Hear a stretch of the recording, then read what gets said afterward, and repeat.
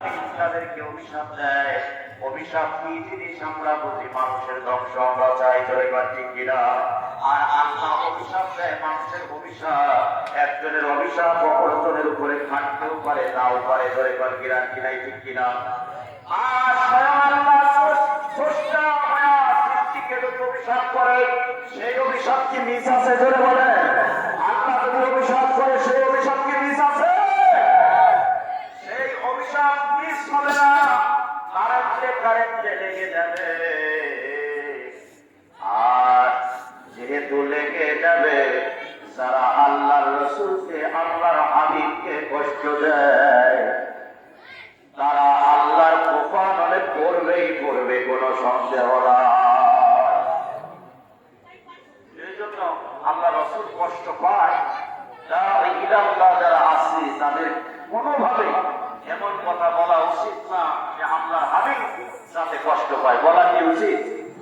কিন্তু অত্যন্ত পরিতাপের বিষয়, দুঃখের বিষয়, আমরা উম্মতে মুহাম্মাদী, বিশেষ করে যারা সুন্নি তরিকতপন্থী, আমাদের চোখের পানি আমরা ধরে রাখতে পারি না।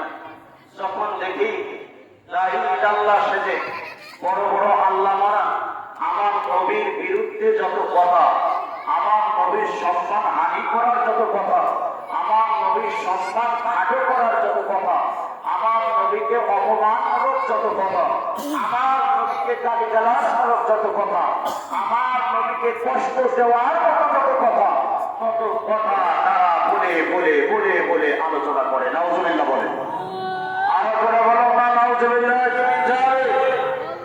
কারো বদনাম, কারো সমালোচনা, গীবত, এটা করা কি যাবে?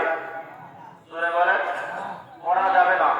তবে কেউ যদি দেখা যায় স্পষ্ট পাপের মধ্যে আল্লাহ কোরআনে পড়ে যাচ্ছে, মানুষ হয়ে আপনি দিনের নসিহত হলো, আপনি আপনার একজন দিনী ভাইয়ের ব্যাপারে, একজন মুসলমান অপর মুসলমানের ভাই, ভাই হিসাবে ভাইয়ের জন্য আপনি উপস্থিতিতে অনুপস্থিতিতে তার জন্য মঙ্গল কামনা করবেন, এটাই হলো দ্বীনের নসিহত। আল্লাহু আকবার বলেন। আপনি উপস্থিত অবস্থায় সামনে পেয়ে প্রশংসায় ভাষায় দিবেন, বলবেন ভাই চাচারে, আপনার মতো তোমার মতো এত সুন্দর মানুষ হয় না, তুমি সাক্ষাৎ ফেরেশতা।